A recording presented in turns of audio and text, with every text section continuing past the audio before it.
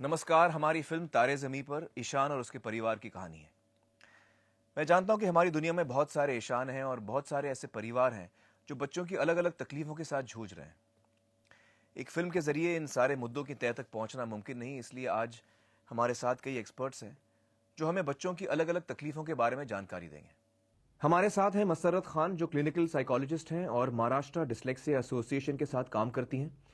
Doctor Brijesh उदानी, जो paediatric neurologist हैं। Doctor Harish Shetty, जो साइकियाट्रिस्ट हैं। और मेधा लोटलेकर, जो एजुकेशनिस्ट और टीचर हैं।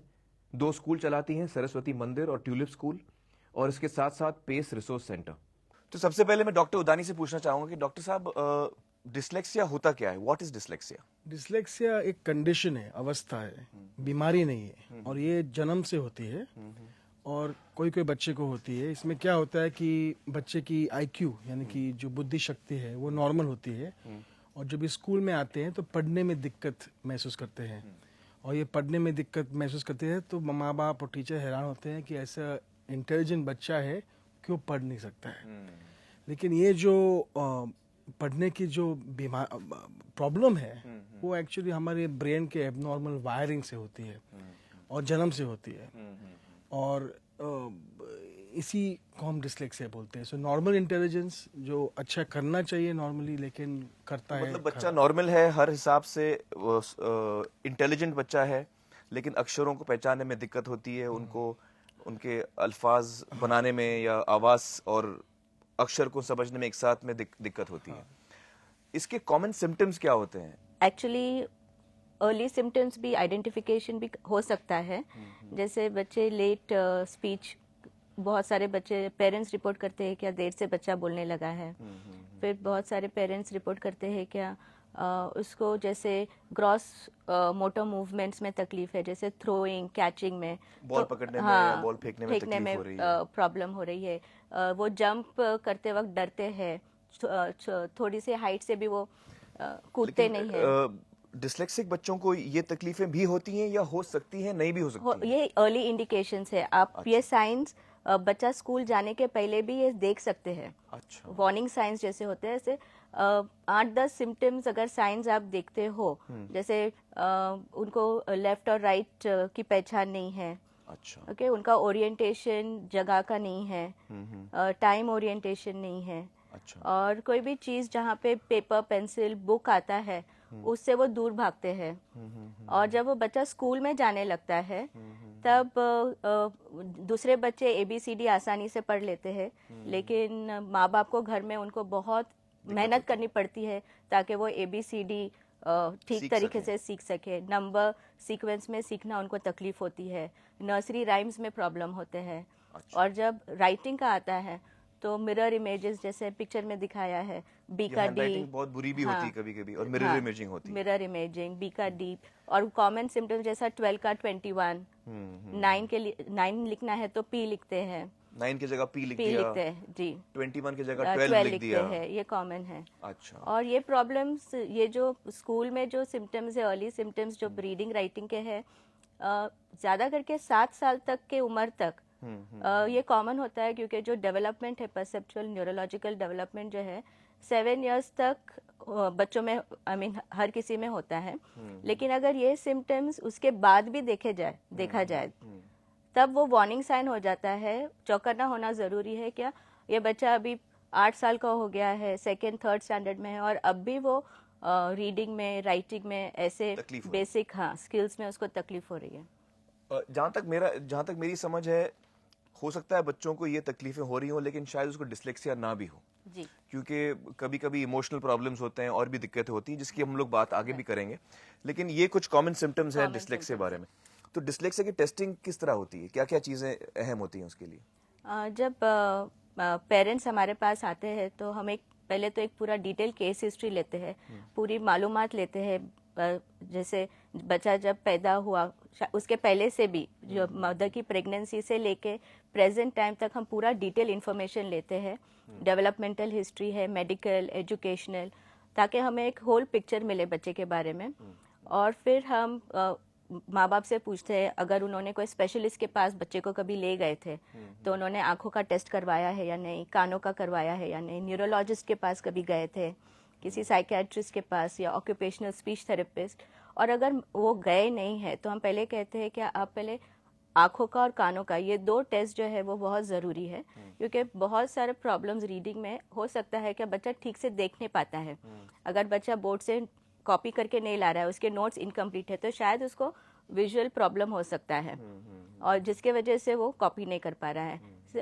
अगर वो बच्चा डिक्टेटेड नोट्स नहीं ले रहा है या क्लास में उसका ध्यान नहीं है, ध्यान नहीं दे पा रहा है क्लास में क्या हो रहा है, या ठीक से समझ नहीं पा रहा है, तो शायद पॉसिबिलिटी है कि वो ठीक से सुन नहीं पा रहा हो। तो ये ज़रूरी है कि पहले उसके आँखों का और कानों का टेस्ट किया जाए, ताकि हम श्योर है कि उसको हियरिंग और विजन का प्रॉब्लम, हाँ, ये तकलीफें नहीं है। डिस्लेक्सिया की टेस्टिंग जो है उसमें कितने घंटे लगते हैं? अलग अलग जगह अलग अलग प्रैक्टिशनर्स की प्रैक्टिस होती है, लेकिन हमारे यहाँ हम बहुत पर्टिकुलर है। जैसे हमारे यहाँ पेरेंट्स को कहते हैं कम से कम हमारी टेस्टिंग 8 घंटों की होगी। अच्छा। और जो over a period of time होता है, तो हमारे पास बच्चा over a period of 1 month आता है। एक महीने लगता है टेस्टिंग के लिए? यस, और हमारे यहाँ ओवर अ पीरियड, क्योंकि वो 1 महीने में हम बच्चे की ग्रोथ भी देख रहे हैं। और फर्स्ट हमारा फोकस है कि बच्चा रिलैक्स हो, कंफर्टेबल हो, मीन्स ना, क्योंकि अगर वो हमारे से रिलेट नहीं कर पाए तो वो टेस्ट के रिजल्ट हमें पता नहीं सही है क्या नहीं। तो ऐसे बच्चों के साथ हम पहले काउंसलिंग भी करते हैं, पेरेंटल काउंसलिंग, बच्चों की काउंसलिंग, और फिर जाके, इसलिए प्रोसेस। मेरा मुझे आपसे पूछना है, आप खुद टीचर हैं और बहुत सारे बच्चों के साथ आपने काम किया है, उनको पढ़ाया है, और आप मुझे पिछली दफ़ा बता भी रही थी कि कभी कभी बच्चे को डिस्लेक्सिया नहीं भी होता है, लेकिन टेस्टिंग कभी उसमें ठीक से बाहर बात आती नहीं है। हाँ। आपके क्या एक्सपीरियंसेस रहे हैं इसमें? ऐसा लगता है जब क्लास में मैं पढ़ाती हूँ, रेगुलर स्कूल में जब टीचर्स पढ़ाते हैं, तो कोई बच्चे ओरली बहुत अच्छे आंसर कर सकते हैं, लेकिन पढ़ना और लिखना बहुत तकलीफ होता है उनको। अच्छा। और तो उसके मतलब पढ़ने में तकलीफ होती है, लिखने में तकलीफ होती है, लेकिन बात करने में जब पूछते हैं तो जवाब एकदम सब कुछ समझ जाते हैं। और उनका ध्यान बाहर रहता है क्लास में। लेकिन जो क्लास में टीचर पढ़ा रही है सब ठीक तरह से समझ सकते हैं। और उनको fine motor skills, gross motor skills, उसकी भी तकलीफ होती है। यानी राइटिंग है वो फाइन मोटर स्किल की एक्टिविटी है। कटिंग जो है, जो हमारा टिपिकल मैथ, साइंस, लैंग्वेज जो एरिथमेटिक का करिकुलम है, उधर ये बच्चों को तकलीफ होती है। लेकिन उनको गाने को बोलो या पेंटिंग करवाओ और सोशल स्किल्स, ये सब अच्छा करता है। तो अगर बच्चे को डिस्लेक्सिया है, अगर है भी उसको, तो ये जरूरी नहीं कि वो और चीजों में कमजोर हो। वो अच्छा गा सकता है, वो अच्छा नाच सकता है, वो अच्छा पेंट कर सकता है, लोगों से बातचीत करने में चीजें समझ सकता है, उसका बहुत ज़हीन हो सकता है, इंटेलिजेंट हो सकता है। क्योंकि उसका इंटेलिजेंस, जितना डिस्लेक्सिया ज्यादा हो उतना इंटेलिजेंस उसका ज्यादा हो सकता है। मेधा की पॉइंट से एक जो हम लोगों ने फिल्म में भी कहने की कोशिश की है, पूरी तरह से शायद हम कह नहीं पाए हैं कि मल्टीपल इंटेलिजेंसेस होते हैं इंसान में। तो हम आमतौर पे हमारे एजुकेशन स्कूल्स में हम पढ़ाई और लिखाई पे ध्यान देते हैं, सिर्फ लिंग्विस्टिक और लॉजिकल थिंकिंग। और फैक्ट ये है कि इंसान होने के नाते हम में बहुत सारी काबिलियत होती है, बहुत सारी इंटेलिजेंसेस होती हैं, और ये जो इंटेलिजेंसेस होती हैं इससे हम कई चीजें कर सकते हैं। स्कूल में हमको पढ़ाना लिखाना टेस्ट किया जाता है हमारा, तो अगर हम पढ़ाई लिखाई में हम कमजोर हों तो हमें बेवकूफ कहा जाता है। लेकिन ये सही बात नहीं है, क्योंकि वो बच्चा बेवकूफ नहीं, शायद वो बहुत इंटेलिजेंट है और चीजों में इंटेलिजेंट है। और मैं अगर एक्टिंग में अच्छा हूँ, हो सकता है मेरा मैथ्स ठीक नहीं है, तो क्या मैं बेवकूफ हूँ? कोई और दूसरा इंसान एक्टिंग नहीं कर पाएगा, वो मैथ्स में अच्छा होगा।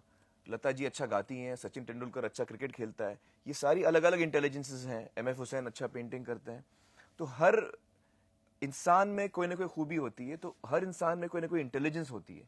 और आपका ये कहना है एज एन एजुकेशनलिस्ट के हमारी एजुकेशन सिस्टम में हम ये सारी इंटेलिजेंसेस को क्यों नहीं बढ़ावा देते, और उनको बच्चे को एक ओवरऑल एजुकेशन मिले जो और चीजों के बारे में भी हो, सिर्फ लिखाई और पढ़ाई पे पूरा ध्यान नहीं हो।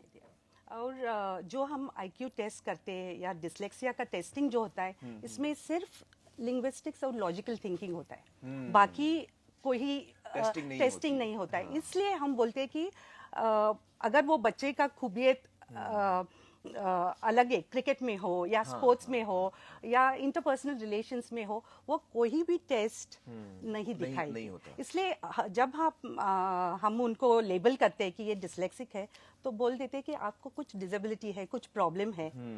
वो प्रॉब्लम सिर्फ पढ़ने में और लिखने में है, और किसी चीज में नहीं है। इसलिए हम reading difficulty in reading and difficulty in writing, तो पूरा लेबल करना कि आप ठीक नहीं है, डिसेबल्ड है, वो ठीक नहीं आपके है, हिसाब से ठीक नहीं है, बिल्कुल ठीक नहीं है। और इसके अलावा तो मतलब मैं अगर पूरी बात ये अगर इसका रस निकालूं तो डिसलेक्सिया एक वायरिंग प्रॉब्लम है, मेंटल प्रॉब्लम, जो माइंड में वायरिंग की कोई आप इससे लेकिन एक ही जगह पे, एक ही मतलब एक ही एरिया में, ब्रेन की एक एरिया में वायरिंग की थोड़ी प्रॉब्लम है, और ये पैदाइशी है, बाद में जाके नहीं होती, ये आप you are born with it.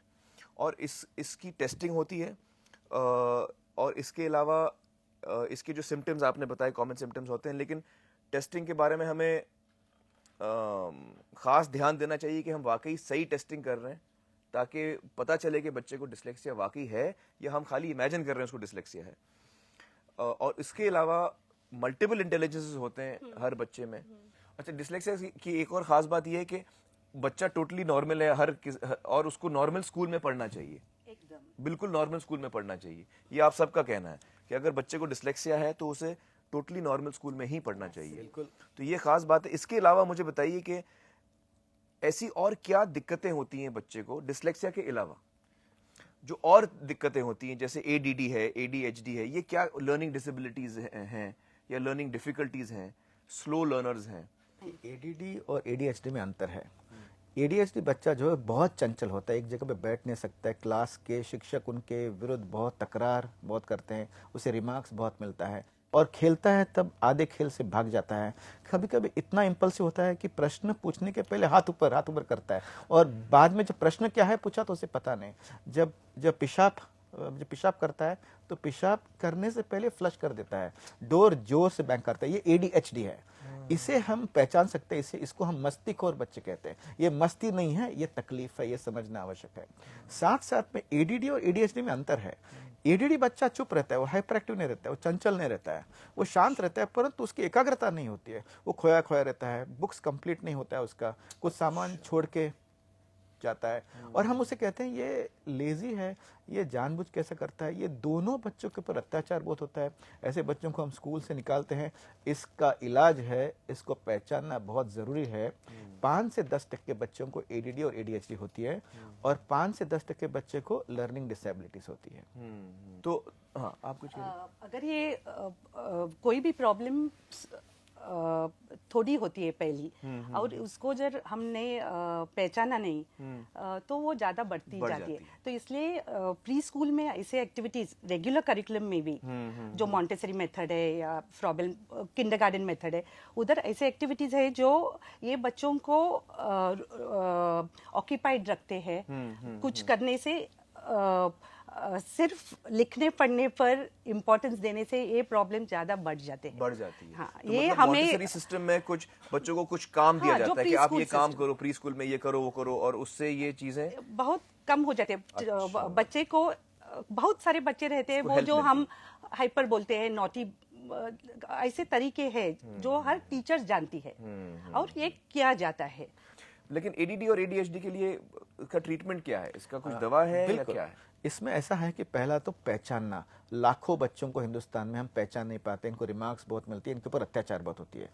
कोई भी बच्चा लेजी नहीं है, हम उसे इंस्पायर नहीं कर सकते हैं। कोई भी बच्चा स्कूल से दूर नहीं रहता है क्योंकि उसे स्कूल जाने की इच्छा होती है। कोई बच्चे को हम बार बार कहते हैं कि तू मस्तीखोर है, तू ऐसा है, ये बच्चों का आत्मविश्वास टूट जाता है। इसके साथ बच्चे खेलते नहीं हैं, इनको बर्थडे पार्टीज में पेरेंट्स बुलाते नहीं हैं क्योंकि वो कुछ ना कुछ मस्ती बहुत बहुत करता है। ये बच्चा आइसोलेट होता है और इसके ऊपर इतनी अत्याचार होती है स्कूल और घरों में कि वो बाद में हमारे पास जब आता है तो ADHD ADD से नहीं आता है, डिप्रेशन से आता है। तो पहले तो स्कूलों में बच्चों का आत्मविश्वास तोड़ना नहीं चाहिए, और उसके साथ साथ आइडेंटिफाई करने के बाद 2 जात की इलाज है। एक तो इसका एजुकेशन, समझाना पेरेंट्स को समझाना बहुत डिफिकल्ट है। हिंदुस्तान में हमारे पेरेंट्स ऐसे कहते हैं कि मैंने कुछ गलत किया, मैं खराब माँ हूँ क्या, मैंने कुछ पाप किया, मेरे कुछ पिछले जन्म के पाप है क्या, मैं ऑफिस में जा रही थी इसीलिए कुछ तकलीफ हुआ है क्या। हम बहुत इंट्रोस्पेक्ट हम करते हैं और अपने आप को बहुत ब्लेम करते हैं। इससे पेरेंट्स को पहले बाहर निकालना बहुत क्योंकि इसमें समय कोई जाता है। सच्चाई नहीं है। बिल्कुल। हाँ। इससे बाहर निकालकर धीरे धीरे जब एगनी कम होती है तब साइंस अंदर जाता है। पीड़ा कम होने से ही साइंस अंदर जाता है। पीड़ा का इलाज नहीं किया तो साइंस दिमाग में उतरता नहीं है। जब साइंस उतरता है तब हमें उसे फैक्ट्स बताते हैं, इंटरनेट के इंफॉर्मेशन हम बताते हैं, कुछ बच्चों के जो इलाज किए हैं उनके इंप्रूवमेंट हम उनको बताते हैं। मुझे याद है एक बच्चा 65 IQ उन्होंने कहा, परंतु वो बच्चा 65 IQ कम होता है? कम, बहुत कम। 65 IQ यानी बहुत कम। और बच्चा 8th स्टैंडर्ड तक गया था। उससे ADD थी। ADD का इलाज हुआ तो IQ भी बढ़ गए और उसे मार्क्स भी बहुत मिले। तो इलाज साइकोलॉजिकल होता है और मेडिकल होता है। साइकोलॉजिस्ट और इनके जो फील्ड के लोग हैं उन्हें एक्सरसाइज देते हैं, उन्हें बहुत कुछ काम देते हैं, तो उन्हें थेरेपी exhaust है करते हैं और मेडिकेशन भी से। है। परंतु साथ साथ में माँ बाप की एक शिकायत है। आप कहते हैं मेरा बच्चा ADD है, ADHD है, पर तो टीवी के सामने तो 2-2 घंटा बैठता है, कोई अटेंशन में प्रॉब्लम नहीं है। तब हम उसे ये कहते हैं कि कभी कभी कुछ एरियाज में वो कंप्लीट अटेंशन दिखा पाता है। और ये टीचरों के लिए भी ये संकेत है कि पढ़ाई आपने Entertaining बनाई। यदि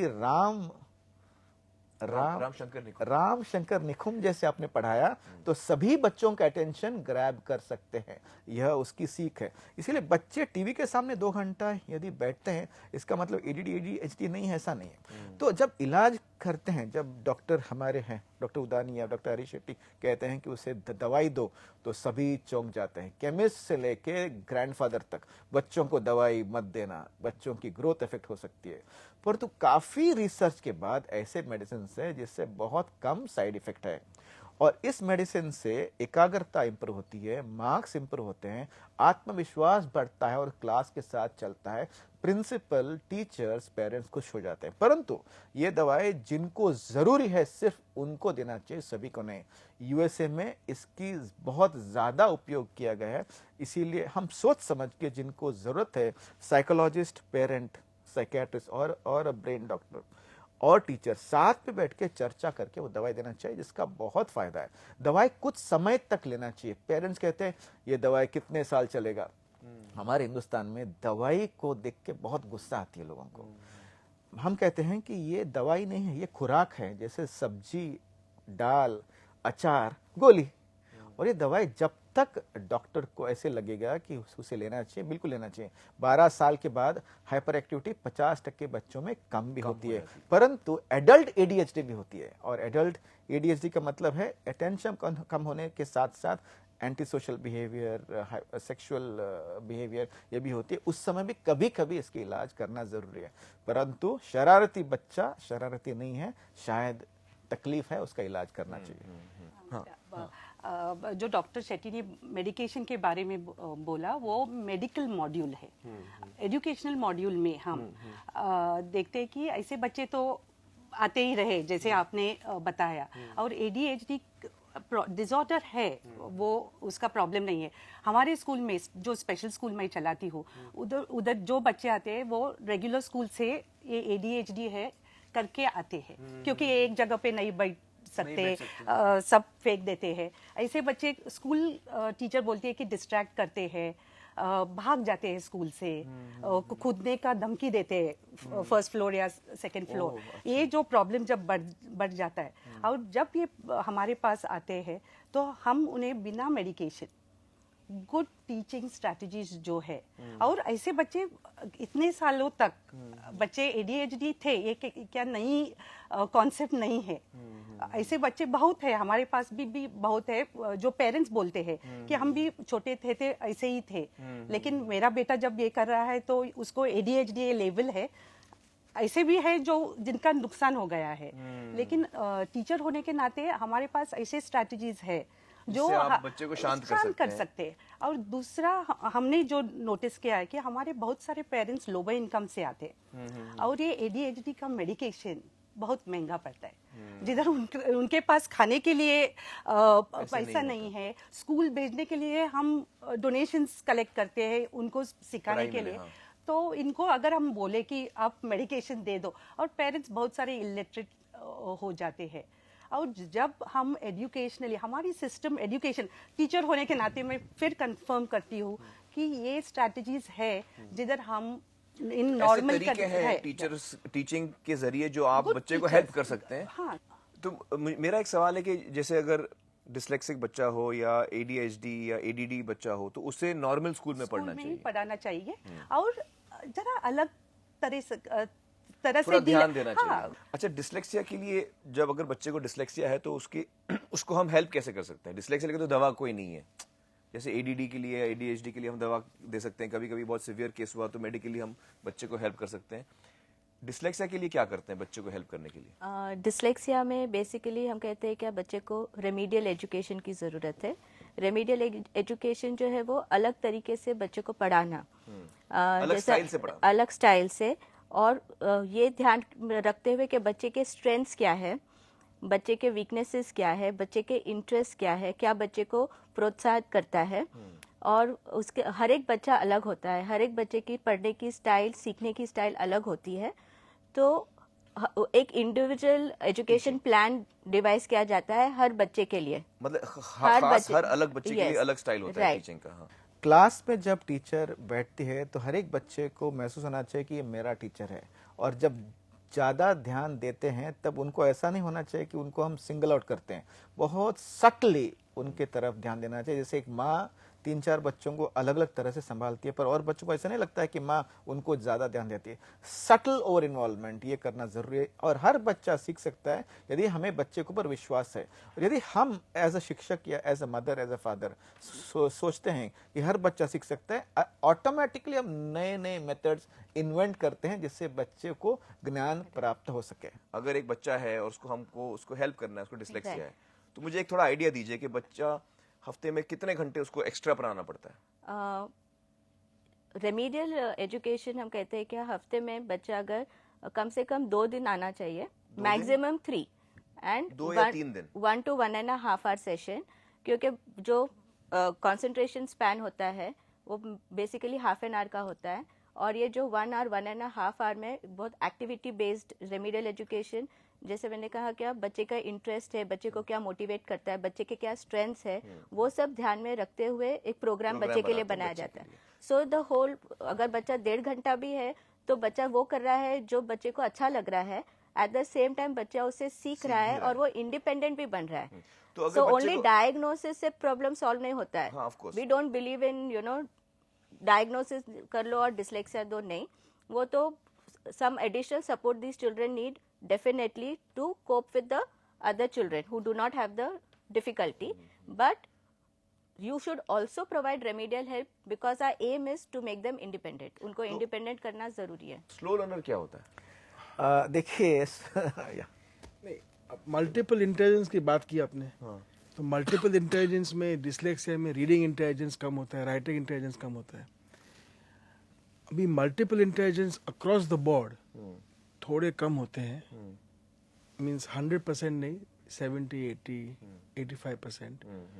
तो उसको हम स्लो लर्नर बोलते हैं, यानी कि इट इज नॉट एक ही एरिया में प्रॉब्लम नहीं है, सारे सब एरियाज थोड़ा में थोड़ा problem प्रॉब्लम है, सब में लेकिन हल्का प्रॉब्लम सारे एरियाज में है, उसको हम स्लो लर्नर बोलते हैं। ये अब कोई भी स्किल देखिए, कोई भी एट्रीब्यूट देखिए, यानी कि हाइट, हमारा कद, एवरेज कद है, कोई बहुत लंबे है, कोई बहुत छोटे हैं। तो ऐसा ही इंटेलिजेंस में एवरेज जो है वो मेजॉरिटी है। कोई बच्चे 15% जो बताया बहुत ज़्यादा तेज है और 15% कम है, और जब भी वो कम से सपोज 70% से कम है, देन वी कॉल IQ 70 का हुआ तो उसके बाद में हम मेंटली रिटार्डेड बोलते हैं। अच्छा, 70 के कम। हाँ, 70 से 85 हम जो है, अभी ये नंबर्स पे पूरा भरोसा नहीं रखना चाहिए, उसके साथ साथ में और भी इवैल्यूएशन करनी चाहिए, लेकिन ये समझने के लिए 70 to 85 जो है हम उसके बॉर्डर लाइन IQ बोलते हैं। यानी कि ये IQ से स्कूल में प्रॉब्लम होने वाली है, लेकिन फिर भी नॉर्मल स्कूल में पढ़ सकते हैं थोड़ा ज्यादा ध्यान देने से। और 85-90 के ऊपर जो है वो नॉर्मली एवरेज बोलते हैं। सब एरियाज में जरा स्लो रहना, सब एरियाज यानी हम फील्ड एकेडमिक ही सिर्फ देखते हैं, वो प्रॉब्लम होता है।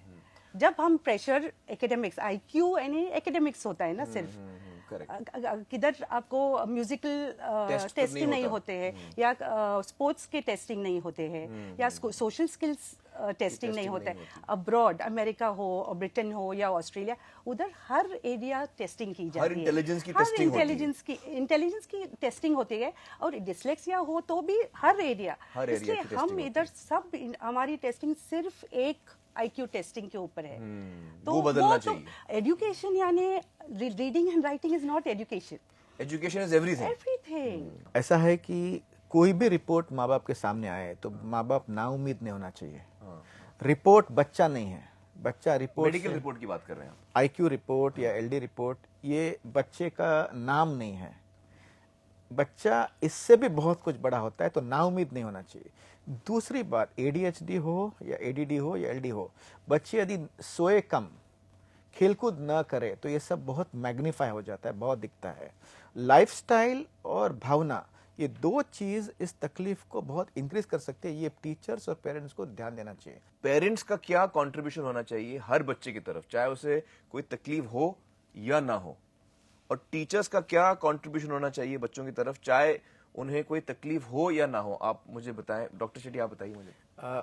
पेरेंट्स को आज के ग्लोबलाइज्ड युग में बोलना कम चाहिए, हंसना ज्यादा चाहिए घर के अंदर।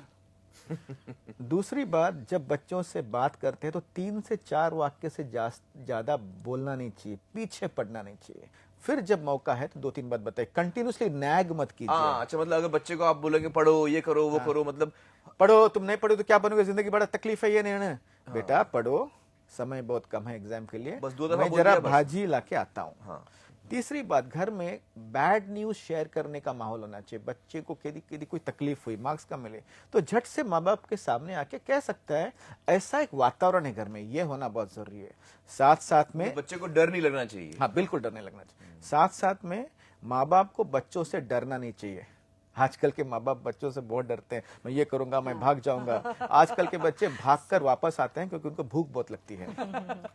साथ साथ में यदि कोई भी समस्या है बच्चों की, मार्क्स यदि कम आए, किसी ने मारा, किसी को उन्होंने मारा, चोरी किया, झूठ बोला, तब बच्चे को जादू की झप्पी ज्यादा लंबा और ज्यादा कड़क मिलना जरूरी है। उसे आइसोलेट नहीं करना चाहिए। उससे मैं बात नहीं करूंगा, मेरी खानदान की इज्जत मिट्टी में मिलाई।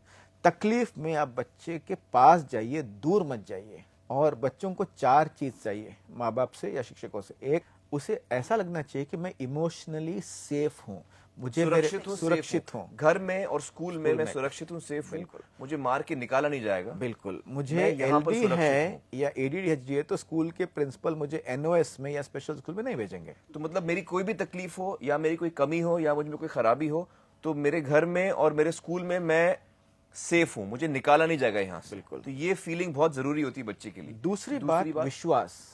बच्चों के ऊपर पूरा विश्वास करना, आंखें खोलकर, कि वो सच सच बताए और उसे लगे कि जो कुछ मुझे कहना है मैं खुलकर कह सकता तो हूँ। एक ऐसा एटमॉस्फेयर हो स्कूल में और घर में कि बच्चे को निडर होके वो अपनी चीजें बता सके स्कूल में, और झूठ बोलने की जरूरत ही नहीं पड़े। हाँ। तीसरी बात, आदर। जब हम बच्चों को एक सुपरवाइजर के सामने पेश करते हैं तो पुलिस स्टेशन का एटमॉस्फेयर होता है। जैसे पुलिस ऑफिसर और एक आरोपी, हम बच्चों को वहां बिठाकर, बच्चे ने कुछ भी किया तो उसका आदर, उसका रिस्पेक्ट कम नहीं होना चाहिए। तो मतलब बच्चे का जो रिस्पेक्ट है वो हमें कम नहीं करना चाहिए कभी। तो बच्चे को चाहे वो स्कूल में हो या घर में हो, उसको हमें रिस्पेक्ट पूरी देनी चाहिए। क्योंकि वो बच्चा है, उसको हम रिस्पेक्ट ना दें, उसको हम इंसल्ट करें, ऐसा नहीं होना चाहिए। और आखिरी, प्यार का असर उस समय होता है जब ये 3 बातें हैं। प्यार इज लाइक एन आइसक्रीम। खाना अच्छा हुआ तो आइसक्रीम अच्छा लगता है, नहीं तो आइसक्रीम नहीं अच्छा लगता है। तो मतलब आपके हिसाब से ये जो 4 चीजें हैं, उसमें जो 3 चीजें हैं ये बहुत जरूरी हैं, अहम जरूरत की चीजें हैं। हर पेरेंट जो है आजकल, ज्यादा से ज्यादा पेरेंट्स, हम अपने बच्चों को ये सिखा रहे हैं कि आप राइट फ्रॉम KG से पहले वो उसको हम सिखाना शुरू कर देते हैं कि बेटा तुमको फर्स्ट आना है, रेस में भी फर्स्ट आना है, स्कूल में भी फर्स्ट आना है, हर चीज में फर्स्ट आना है। हम उसके माइंड में ये बात भर देते हैं कि उसको हर चीज में चाहे जैसे भी हो उसको फर्स्ट आना है, बाय हुक और by crook he has to come first. ये उसके माइंड में इतनी बात बैठ जाती है कि वो जिंदगी में इसी तरह आगे बढ़ता है। और मुझे लगता है ये बहुत गलत सीख देते हैं हम बच्चे को। अगर हम बच्चे को ये सीख दें to be sensitive and to be loving and aware, बच्चा जो है वो चाहे जितना भी तेज हो, हम उसको ये बताएं कि भैया आप तेज हो, लेकिन आसपास आप देखो आपके दोस्त हैं, उनको आपकी जरूरत है किसी चीज में, आप सबको आगे बढ़ो, लेकिन सबको साथ लेके आगे बढ़ो। ये अगर हम सीख दें सेंसिटिव होने की बच्चे को, तो इससे बहुत फर्क पड़ेगा हमारी सोसाइटी में आगे चल के। कोई भी बोर्ड स्कूल का एसएससी हो, आईसीएसई हो या सीबीएसई हो, बच्चों के तालीम को पहचान नहीं सकता है। बच्चों का तालीम, बच्चों का जो टैलेंट है उस समय उभरता है जब माता पिता और शिक्षक उस पर पूरा विश्वास करें। इसीलिए मुझे यह कहना है कि never give up on any child. कब वो फले, कब वो फूले, ये पता नहीं, स्कूल के अंदर या स्कूल के बाद। हाँ, मैं अभी एक चीज एक चीज की बात करना चाहूंगा, जो सिवियर डिफिकल्टीज होती हैं कुछ बच्चों को, जैसे कि ऑटिज्म है, सेरेब्रल पॉल्सी है, डाउन सिंड्रोम है। एक्चुअली ऑटिज्म के बारे में मैं थोड़ा क्लियर, मेंटल रिटार्डेशन है, व्हाट इज ऑटिज्म एक्चुअली? वापस में ऑटिज्म अगेन अवस्था है, कंडीशन है, और वो भी जन्म से है। और आप मल्टीपल इंटेलिजेंस की बात की, तो उसमें लैंग्वेज यानी कि भाषा की इंटेलिजेंस होती है, और दूसरी है सोशल इंटेलिजेंस, मिलजुलना। तो वो दो इंटेलिजेंस जो है वो ऑटिस्टिक बच्चे में कम होती है। तो ऐसे बच्चे बोलते नहीं जल्दी, कम्युनिकेट नहीं कर पाते हैं, और ज़्यादातर जो सोशली मिक्स होना चाहिए वो नहीं करते, वो हो नहीं पाता है। अभी पूरा ऐसा नहीं कि पूरा नहीं होता है, कोई बच्चे बहुत माइल्डली अफेक्टेड होते हैं और पता भी नहीं चलता है कि ये थोड़ा अलग सा है, लेकिन वो बाद में पता चलता है, स्कूल में बराबर उसका परफॉर्मेंस अच्छा नहीं हो तो माइल्ड ऑटिज्म तभी पता चलता है। लेकिन ये मेन प्रॉब्लम है। तो ये ऐसे बच्चे, कम्युनिकेशन जो है, दो टाइप का कम्युनिकेशन है। आंख से कम्युनिकेट, बोलना तो ऑफ कोर्स, लेकिन आंख से कम्युनिकेशन, जेस्चर से कम्युनिकेशन, वो जो बॉडी लैंग्वेज जो बोलते हैं वो भी उनकी कम होती है। तो ये मेन प्रॉब्लम है ऑटिज्म में। डाउन सिंड्रोम क्या होता है? डाउन सिंड्रोम एक ये मेंटल रिटार्डेशन जो है ना, उसमें मैंने बताया कि आईक्यू, वो भी आईक्यू वापस, I don't want to get into controversy, 70 के नीचे जो होते हैं उनको हम बोलते हैं मेंटली चैलेंज्ड या मेंटली रिटार्डेड। उसमें बहुत सारे कॉजेज होते हैं। कोई कॉज है अनुवांशिक होते हैं, जेनेटिक। कोई कॉज जन्म के टाइम कोई तकलीफ हुई उसकी वजह से होता है, प्रेगनेंसी डिलीवरी के टाइम पे। अलग अलग कॉजेज है, बहुत सारे कॉजेज है। उसमें एक कॉज जो कॉमन है वो डाउन सिंड्रोम होता है, यानी वो अनुवांशिक है। उसमें हमारे एक्स्ट्रा क्रोमोसोम, यानी कि एक ज़्यादा क्रोमोसोम आ गया, तो उसकी वजह से ये बच्चे मेंटली चैलेंज्ड होते हैं। और ऐसा नहीं है कि बहुत सीवियर, कभी कभी बहुत सीवियर होता है, लेकिन कभी भी माइल्ड भी हो सकता है। और जनरली ये बच्चे काफ़ी सोशल होते हैं, उनके साथ मैं कई बच्चों से मिला हूँ Down syndrome, they are very loving, very loving and very happy, they interact very well. और सेरेब्रल पॉल्सी क्या होता है? सेरेब्रल पॉल्सी वापस समझने के लिए मल्टीपल इंटेलिजेंस पे जाइए। हमारा जो बॉडी है, उस ब्रेन है, सॉरी, दिमाग जो है, उसमें मोटर एरिया होते हैं। मोटर यानी कि चलना, लिखना, जो हाथ का इस्तेमाल करना, वो सब जो है वो भी कंट्रोल होता है दिमाग से। तो वो जो एरियाज होते हैं, जो मोटर इंटेलिजेंस होता है वो कम होता है। उसमें डैमेज हुआ या कुछ भी प्रॉब्लम हुआ तो जो कंट्रोल बॉडी पे होना चाहिए दिमाग से, वो होता नहीं है। तो कभी कभी बच्चे इतने स्मार्ट होते हैं, इंटेलिजेंट होते हैं और पता नहीं चलता, क्योंकि ये बच्चे ऐसे ही है और हिलते नहीं है, चल नहीं पाते व्हीलचेयर पे रहते हैं, हाथ नहीं हिला पाते, कभी कभी एक्सप्रेशन भी नहीं दे पाते। एक बार एक्चुअली उनका माइंड बड़ा शार्प होता है। एक बार मैंने, हो सकता है, नॉट नेसेसरीली, एक बार मैंने, मेरा एक पेशेंट था बहुत सालों के पहले, तो वो बिल्कुल सिवियर सेरेब्रल पॉल्सी था। सेरेब्रल पॉल्सी जनरली सिवियर होना ऐसा नहीं जरूरी है, लेकिन ये बच्चा सिवियर था। तो ऐसा ही, वो 17 साल का था और मैं कुछ राउंड ले रहा था, तो मैंने हमारे स्टूडेंट से बात की कि ये सिवियर सेरेब्रल पॉल्सी है, मेंटल रिटार्ड भी हो सकता है। तो सडनली वो वहाँ से वो चंचलता आई और उसने टाइपराइटर का इस्तेमाल करके टाइप किया विद ग्रेट डिफिकल्टी, लेकिन टाइप किया, I am not mentally retarded. तो मेरे को बहुत बड़ा सबक सिखाया कि cerebral palsy is only the motor part, physical कभी कभी ब्रेन में बहुत डैमेज हुआ तो सेरेब्रल पॉल्सी भी होता है, मेंटली चैलेंज भी होते हैं, भी होता है, भी होता है, लेकिन ऐसा नहीं है कि जरूरी है। ऐसे पेरेंट्स अपने आप को ऐसे कहते हैं कि हमारे बाद इनका क्या होगा। ऐसे पेरेंट्स यह सोचना चाहिए कि आज का दिन अच्छे से बिताना बहुत ज़रूरी है। ऐसे पेरेंट्स को ब्रेक मिलना भी बहुत आवश्यक है। ऑटिस्टिक बच्चों के पेरेंट्स बच्चों के साथ साथ रहते हैं, बिल्कुल अपना मज़ा बिल्कुल बंद करते हैं, अपनी ज़िंदगी को ताला मारते हैं। उनको ब्रेक देना और आज की ज़िंदगी अच्छे से बिताना, यह जो सीख है पेरेंट्स को मिलना चाहिए। और इनके काफ़ी सपोर्ट ग्रुप्स है, इनके पास जाकर एक सेंस ऑफ जो बिलोंगिंग है यह मिलना आवश्यक है। और no shame and no blame, मैं इसके लिए जिम्मेदार नहीं हूँ, मुझे इसका कोई शर्म नहीं है, ये दो बातें समझना जरूरी है। वैसे इसमें आपको खास एक्सपीरियंस है, क्योंकि आप 2 स्कूल्स चलाती हैं जिसमें ऐसे बच्चे हैं जिनको काफी ज्यादा तकलीफें हैं।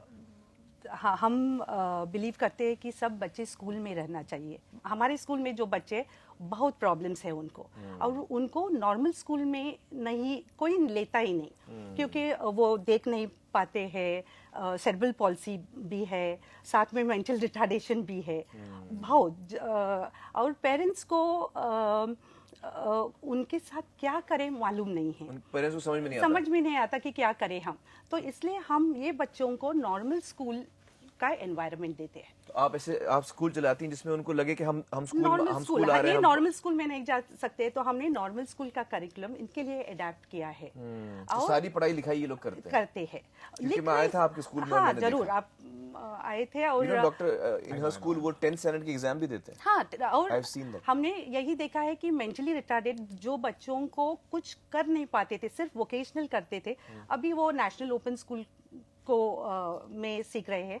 हमारे स्कूल में जब हम तारे ज़मीन पर कर रहे थे, तो पहले हमने सोचा था कि सिर्फ छोटे बच्चों को ही डांस सीक्वेंस में ले लेंगे। याद है तो सिर्फ 25 बच्चे आते थे प्रैक्टिस को ट्यूलिप स्कूल में। तो हमारे यहाँ एक लड़का है, बहुत सारे बच्चे, लेकिन एक लड़का है जो मेंटली रिटार्डेड, माइक्रोसेफली है, सेरेब्रल पॉल्सी है, लो विजन है, सुनता नहीं, आप नेम कीजिए, सब प्रॉब्लम है उसमें। तो जब ये प्रैक्टिस के लिए शामक के इंस्ट्रक्टर्स आते थे डांस के लिए, तो ये बच्चे बाहर जाते थे, तो हर वो बच्चे ने मुझ पर मेरे को कन्वे किया कि मेरे को भी उधर जाना है, मुझे भी डांस करना है। और उसके साथ बाकी के बच्चे, इतना गुस्सा आता था, मैं अगर पास होती थी उधर से तो उन्होंने मेरे को कन्विंस किया कि ये नहीं चलेगा और आप इंक्लूजन करते हैं हमारे यहाँ। मैं तो इतनी डर गई, यानी मेरे को चैन ही नहीं पड़ रहा था कि क्या करें। ये मेरा एक्सपीरियंस है कि आपके जो बच्चे ट्यूलिप्स के सरस्वती मंदिर के बच्चे, तारे ज़मीं पर जो सीक्वेंस है जहाँ पे वो गाना शुरू होता है, टाइटल सॉन्ग, जो मेरा कैरेक्टर है निकुम का कैरेक्टर, वो इन बच्चों के साथ एनुअल डे का प्रोग्राम कर रहा है। तो ये जितने बच्चे थे उस एनुअल डे के प्रोग्राम में, वो सरस्वती मंदिर और ट्यूलिप्स के बच्चे थे, पता है। और पेरेंट्स भी उनके थे, उनके पेरेंट्स जो ऑडियंस में पेरेंट्स थे साथ में, तो उन्होंने इतना अच्छा परफॉर्म किया। आप देखिए कि ये बच्चे जिनकी इतनी तकलीफें हैं, वो फिल्म की शूटिंग कर रहे हैं, उसकी रिहर्सल कर रहे हैं, वो बाकायदा उन्होंने रिहर्सल की, बाकायदा उन्होंने शॉट दिया, स्टेज पे आके पूरा सीक्वेंस उन्होंने शूट किया। तो और 5 दिन मुझे लगा नई जगह पे, ये जो हम बोलते कि ऑटिस्टिक बच्चों को नई जगह पे इतना कोऑपरेटिव, एक एक्सीडेंट नहीं, एक एपिलेप्टिक फिट नहीं, तो हम इससे हमें पता चला कि इंक्लूजन ही तो क्योंकि बच्चे वहाँ आए इतने खुश हुए, उनको मजा आता था डांस करने में। और वो सिर्फ एकेडमिक नहीं था, और ऐसे भी बहुत सारे बच्चे आए जो आना चाहते थे, जो रेगुलर स्कूल में है।